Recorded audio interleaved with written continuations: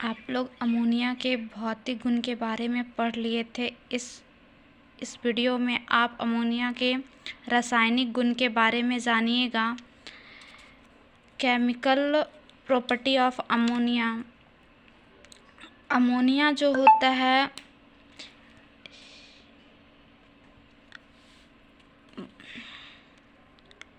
Ammonia में जो होता है कि जलने की प्रवृत्ति होता है और ये ऑक्सीजन की उपस्थिति में जो है पीली लौ के साथ जलता है। अमोनिया जो होता है ऑक्सीजन की उपस्थिति में जल के नाइट्रोजन गैस और इसके अलावा जल देती है और इसका जो लौ मिलता है वो हमें किस रंग का मिलता है? पीला रंग का। नेक्स्ट इसकी प्रॉपर्टी है क्षारीय गुण। अमोनिया जो होता है वो क्षारीय गुण प्रदर्शित करता है। क्यों करता है? तो अमोनिया जो होता है जल में जब इसे घुलाया जाता है तो ये अमोनियम हाइड्रोक्साइड का निर्माण करता है, जो कि आयनित होने के बाद यानी आयन में टूटने के बाद हमें कौन सा आयन देता है? Hydroxyl ion. और जिस कारण से अमोनिया का जो जलीय विलयन होता है वो किस प्रवृत्ति का होता है? क्षारीय प्रवृत्ति का होता है। और ये जो होता है एग्जाम में जनरली 2 नंबर से क्वेश्चन उठा लेते हैं कि अमोनिया की जो प्रकृति होती है क्षारीय क्यों होती है, समझाएं। तो यहाँ पे आप बड़े ही अच्छे तरीके से समझा सकते हैं कि अमोनिया जो होता है जल में घुलने के बाद अमोनियम हाइड्रोक्साइड बनाता है, जो कि आयनित होने के बाद हमें कौन सा आयन देता है? Hydroxyl ion OH-। और आपको पता है कि आर्हेनियस के अकॉर्डिंग अगर किसी पदार्थ का जलीय विलयन से अगर हमें हाइड्रोक्सिल आयन मिल रहा है तो वो किस प्रवृत्ति का होगा? क्षारीय प्रवृत्ति का। इस कारण से अमोनिया का जलीय विलयन किस प्रवृत्ति का होता है? क्षारीय प्रवृत्ति का। यहाँ पे आप देख सकते हैं अमोनिया जो होता है जल से रिएक्ट करके बना रहा है अमोनियम हाइड्रोक्साइड, और ये अमोनियम हाइड्रोक्साइड जो है कि आयनित होकर अमोनियम आयन बना रहे हैं और हाइड्रोक्सिल आयन। यही हाइड्रोक्सिल आयन जल में मुक्त होते हैं, जिसके कारण इसकी प्रवृत्ति कैसी होती है? क्षारीय होती है। अम्ल से अभिक्रिया। अब आपको पता है कि कोई भी अम्ल क्षार के साथ अभिक्रिया करके लवण का निर्माण करता है। तो अमोनिया में जो होता है क्षारीय प्रवृत्ति होता है, जिस कारण से जब अमोनिया जल अम्ल से अभिक्रिया करती है तो लवण का निर्माण करती है। यहाँ पे आप देख सकते हैं कि NH3 अमोनिया है और HCl एक प्रकार का क्या है? अम्ल है, हाइड्रोक्लोरिक अम्ल। तो अमोनिया अम्ल से अभिक्रिया करके बना रहा है अमोनियम क्लोराइड, जो कि एक प्रकार का क्या है? लवण है। विरंजक चूर्ण से अभिक्रिया। अमोनिया का जब अभिक्रिया सांद्र विलयन अमोनिया के सांद्र विलयन को गर्म विरंजक चूर्ण के ऊपर टपकाने पर नाइट्रोजन गैस का निर्माण होता है। जब अमोनिया का रिएक्शन विरंजक चूर्ण से करवाते हैं तो हमें कौन सा गैस प्राप्त हो रहा है? नाइट्रोजन गैस का। तो ये क्वेश्चन भी आपका ऑब्जेक्टिव में बना सकते हैं कि अमोनिया जो होता है अमोनिया का रिएक्शन जब विरंजक चूर्ण से कराया जाएगा तो किस गैस का निर्माण हो रहा है? तो यहाँ पे कौन सी गैस बन रही है? Nitrogen gas. अब जो होता है नेक्स्ट ये किससे रिएक्शन करेगा? कार्बन डाइऑक्साइड से।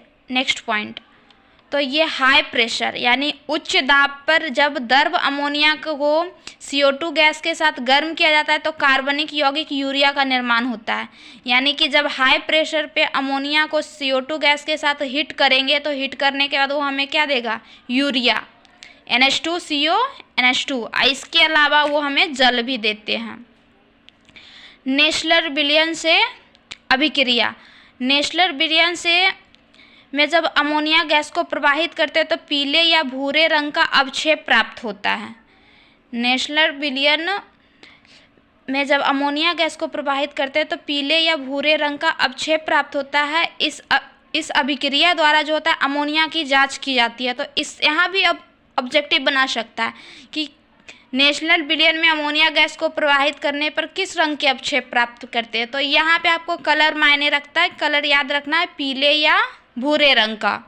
या फिर ऐसा भी बोल सकता है कि अमोनिया गैस को किस विलयन में प्रवाहित करने पर हमें पीले या भूरे रंग का अवक्षेप प्राप्त होता है। तो यहाँ पे दो प्रकार से ऑब्जेक्टिव बन सकते हैं, तो इसलिए इस बात को आपको याद रखना है। और यहाँ तक कि हम इस विलयन का उपयोग किस लिए करते हैं, अमोनिया की जांच के लिए करते हैं। जहाँ पे आप रिएक्शन देख सकते हैं, यहाँ पे जो है नेचुरल विलयन को लिया गया है। अमोनिया गैस जब प्रवाहित कर रहे हैं तो यहाँ पे जो अवक्षेप मिल रहा है, यही अवक्षेप का कलर कैसा होगा, पीले या भूरे रंग का। इसके अलावा हमें पोटेशियम आयोडाइड दे रहा है और जल।